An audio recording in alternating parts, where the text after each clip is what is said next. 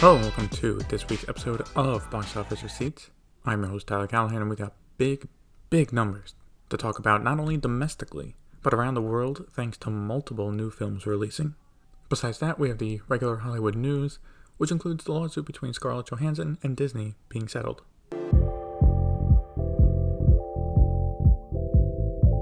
Opening in first place with a whopping 90.1 million is Venom: Let There Be Carnage. Opening in second place was The Addams Family 2 with 18 million. Third place was Shang-Chi: Legend of the Ten Rings with 6 million, for a total of 206.1 million. Fourth place was The Many Saints of Newark, which opened to 5 million. Lastly, in fifth place was Dear Evan Hansen with 2.45 million, for a total of 11.8 million. So I expected Venom to do pretty good, but around the 60 million range. I did not think it would come anywhere close to Black Widow's opening weekend, and not only that, but breaking it. So now Venom has the record for the biggest domestic opening this year, and if it plays out, there's a chance the top 5 this year will all be Marvel movies. Now clearly, it does not get to 90 million for no reason. While critics hated the first Venom movie, it won over movie watchers, and has continued to do so since its release 3 years ago. It's now also clear the huge box office of the first one was not a fluke, and the sequel aims to get as close as possible. At this point, assuming it can hold up against the October competition, Venom now has a real shot of also passing 200 million domestically. The Addams Family 2 performed okay with 18 million, but to be fair, it was also available day and date as a PVOD rental, which cut into the box office. Shang-Chi actually held on okay compared to last weekend, dropping only 54%, and is now officially past the 200 million mark. Again, the first to do so since the pandemic started. As for the last of the new releases this week, what is there to say about Warner Bros.? Another movie opening under 10 million with The Many Saints of Newark. While it was not expected to do big numbers because, well, the show is synonymous with HBO. The show also ended over 10 years ago, if not close to 15 at this point. The audience reception to it has been poor. So this film is basically dead in the water. I'd pour one out for Warner Brothers, but I've run out of stuff to pour. I've been doing it so much this year. For China this weekend, well, we finally saw the numbers we should be seeing from the box office over there, thanks to its National Day. Opening in first place, as expected, was the Battle of Lake Changjin with 203 million. Now, it did open a day before the weekend on Thursday, so with that included, it's now at 234 million. Opening in second place was My Country, My Parents with 90.6 million. Opening in third place was Dear Tutu: Operation T-Rex with 3.5 million.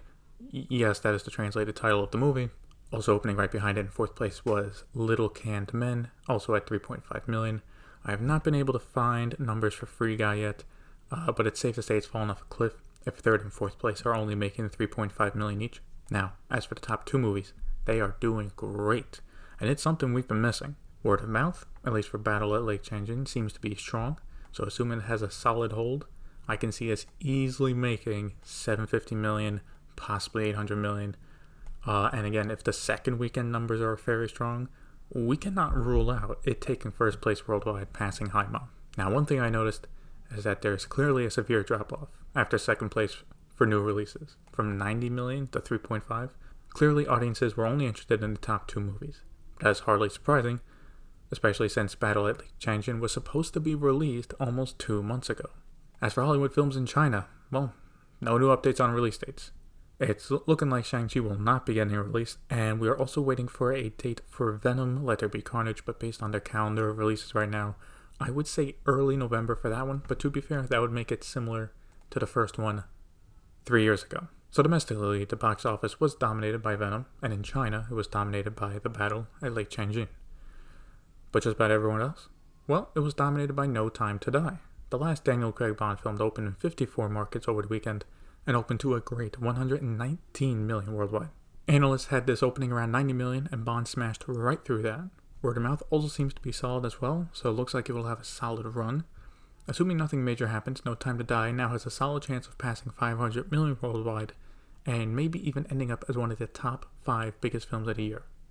For Venom, besides the domestic market, it only opened in one other area, Russia, where it did do fantastic, with 13.8 million for a worldwide opening weekend of 103.9 million. Dune also had another solid weekend, making another 13.7 million for a worldwide total of 100.3 million. The Many Saints of Newark opened in a few more markets and made an additional $419,000 for a worldwide total of $7.3 million.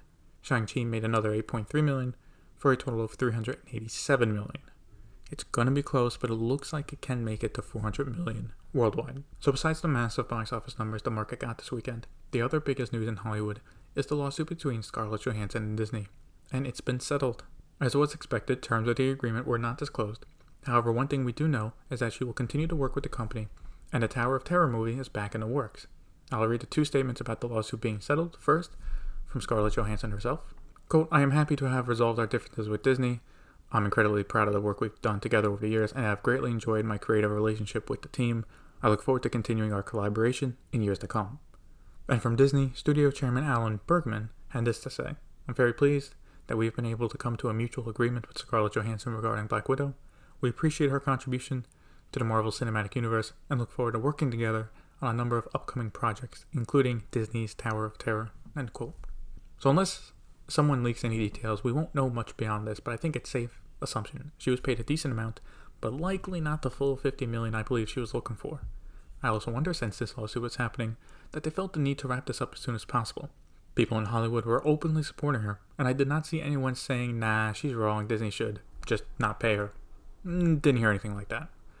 Along with that, Disney has been quick to make peace with Emma Stone thanks to her deal for Cruella 2, and CEO Bob Chapek did mention recently that talent deals were going on a reset at Disney. What that means is not clear, but it could be a reworking of deals so talent do not feel like they're not being compensated, and Disney has the option to move films around more freely without worrying about another lawsuit like this. Still, in one of the weirdest stories in Hollywood this year, it got wrapped up pretty quick, and seems like both Disney and Scarlett Johansson are ready to move on.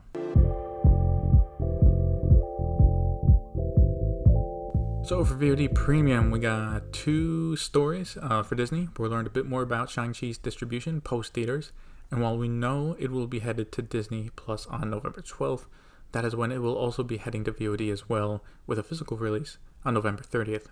The physical date is pretty normal, but that late VOD release in time with Disney Plus makes the exclusive theatrical release not 45 days, but just over 2 months. Now we know they are going to be flexible with the rule, and in this case theaters won't mind. But I wonder how will they calculate which of the films moves on in its release cycle after 45 days or longer. Something to keep an eye on. For the last story, we finally got an update on Hotel Transylvania, Transformania, and when it's coming out. As you may remember, Sony recently sold it to Amazon, but it was not given a new release date, and if Sony decided to keep it in theaters, it would have came out last weekend. Now we know it'll be coming out January 14th next year. I gotta say, even though it's going to streaming, it still feels like a bad release date. For a movie with Halloween-themed characters coming out in January, it just kind of feels wrong. Now logically, this could be the earliest Amazon could release it if they just recently closed the deal on the rights. We don't know when they finished. Now, if I want to be completely off the wall, then my theory would be that this is a lazy cash grab, and it's the last film in the series. Sony knows this film sucks, and it sucks so bad they couldn't even get Adam Sandler to come back to voice the main character. Or it could be a bit of both, who knows. What we do know is unless this does huge numbers on Prime Video, and Amazon makes a deal with Sony to do a fifth one, this franchise is ending on a whimper. And that's it for this week's episode of Box Office Receipts. Question is, for anyone listening around the world with all of the new movies coming out, have you went out to see any? If so, let me know on Facebook. Link to the page in the show notes. Thank you for listening.